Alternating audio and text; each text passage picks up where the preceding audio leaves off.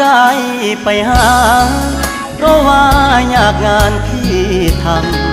ำบ่ได้ใจดำยังกึดน้ำตัวน้องคือเก่าบ่ได้เปลี่ยนไป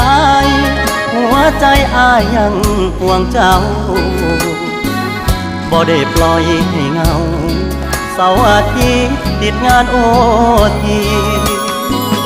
ได้แต่โทรหาน้องคงจะไม่ว่ากัน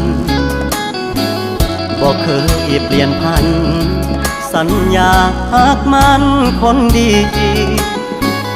บ่ได้กักมีกินบ่ได้หลีกสัญญาที่มีย้อนงานยุ่งอีหลีคนดีอย่าเครียดอายเด้อขอหาสุมือเจ้ามาคือน้อยใจเฮ็ดหยังหยุดงานวันวาง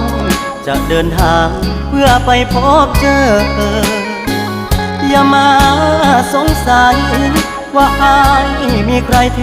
นเธอหักมันเสมอบอกเคยเพลอสิคิดนอกใจงานยากอีหลี